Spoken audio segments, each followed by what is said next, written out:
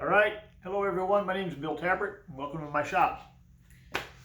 Shop's in Diamond Head, Mississippi today, and again we're working on a ratcheting starter. This is out of an aircraft, a Volmer VJ-22 with a Franklin engine. Now this starter was pulled off the aircraft because we went to engage it, and it just ratcheted and ratcheted and ratcheted. So we have a couple problems with the starter. One, it's spinning the wrong direction. Okay. And two, this was engaged. So we had a couple issues. Now we've corrected them, but we're going to simulate it. If you've ever come across one of these starters and pulled this number right here, click, uh-oh, it's not coming back for nothing. Just not going to happen. Well, the starter has to spin in the opposite direction of the ratchet. So right now the starter is going to spin this way to engage the starter into the Bendix into the flywheel. This trick will not work with it going in the proper direction. So we have to get the starter to turn opposite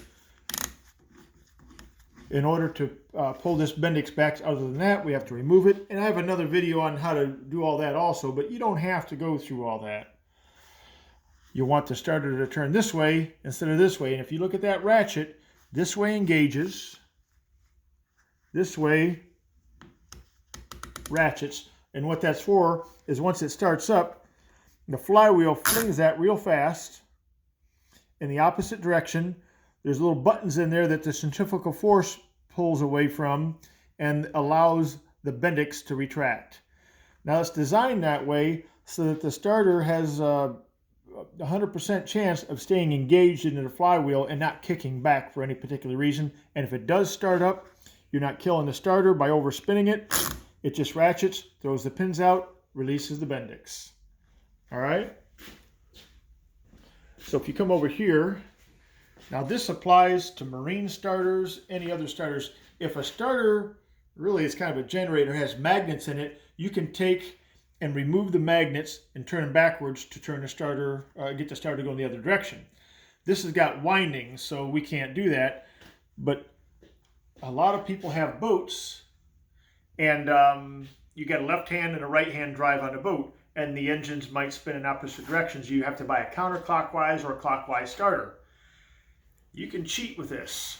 Now this is a press-to-light starter made in Toledo, Ohio, my hometown. Very excited about that. I know a few people used to work there. Unfortunately, they're out of business there anyway. All you have to do, the carrier that carries the brushes needs to be rotated 90 degrees. Now, a lot of these, the leads on them are long enough to accommodate that, and I know this press-to-light starter, press-to-light is certainly that way. So what we're going to do, and I'll demonstrate it. Here, Charlie. Come around over here. We're going to engage the starter, and you're going to see it will not come back. It won't work in that direction. And it's spinning correctly. When we initially found this, it was spinning the opposite direction. So we've already corrected that. But this is a demonstration on how to deal with this. So we're taking these two screws out right here. We're not going to remove the plate. We're just going to rotate it. It won't go that way to counterclockwise. So we're going this way. And if you're lucky, all your leads have good shielding and they're not going to ground out on anything.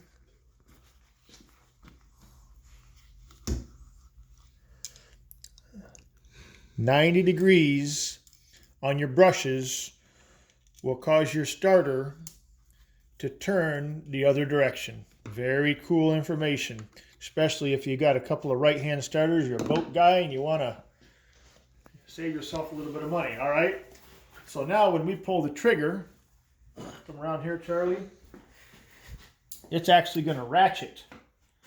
It's going to go in the wrong direction, but the friction will cause the armature, not the armature, the Bendix to get up to speed. And at that point, we're just going to rap on it with a wooden hammer, and that's going to click right back and save a whole lot of trouble. All right, not too close to it. Are we ready? Here we go. Here's that ratchet. Now,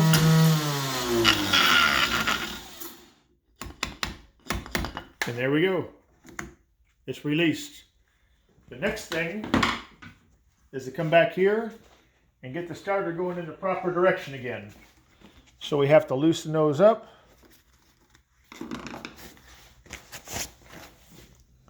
Pull those bad boys out. And man, if you drop the washers or whatnot, find the washer. They was engineered and put there for a reason. All right, turn that back here, and that of course will get that starter motor turning in the other direction. And we're not going to engage it because it'll certainly pull the Bendix down. So this covers a couple things. One, which a whole lot of people will probably be interested in, how to make a starter turn the other direction. And that's no matter the starter or electric motor, DC, as long as it's got windings, no magnets, turn your brushes 90 degrees, it'll spin the other way. Many motors you'll have to take and cut and extend the leads to the brushes, and you might have to overcome a notch in the cover. This has no notch. It allows it to be used for either left hand or right hand. Many starters will have a little notch right here, not allowing it to happen, but that's nothing that a grinder can't take care of. All right, so we're pretty excited about this. I'm going to tell you why. This starter was installed in 1975. The fellow, his name was George, that originally built this airframe, and stored that engine on there brand new. I've read his log books. He was very, very excited about it. He installed this brand spanking new Franklin engine, went to put the starter on it to give it a little test run, because, you know, who could resist that, right? And one thing, the Bendix was engaged, like we said, so it was very difficult to get up over the flywheel. And also, it was spinning in the opposite direction, so when he did get it there and tried to engage the starter, it just ratcheted and, of course, wouldn't turn the engine over. So if you walk back in here,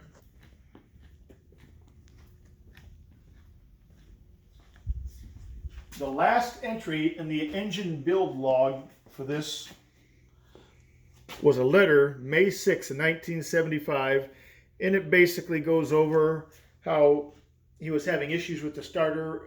It was brand new from the factory, could not get it to spin the proper direction, and that the Bendix was engaged. Everything that can go wrong with a ratcheting starter was wrong with it, and it was a real shame, because that's the last entry, and George didn't get no response back from the company back in the day. Went on to finish the airplane, did the wings, a lot of electronics, basically finished the airplane, and then kind of lost his medical and interest, that sort of thing. So with this, we're very, very excited. The starter problem from 1975 has been cured. We're going to take and install it the next day or so. Lube up, pre-oil the engine. Got a few more things to take care of. And hopefully, for the first time ever, put fire in that Franklin engine. Brand new from 1975. And I hope George likes it. God rest his soul. Have a great day.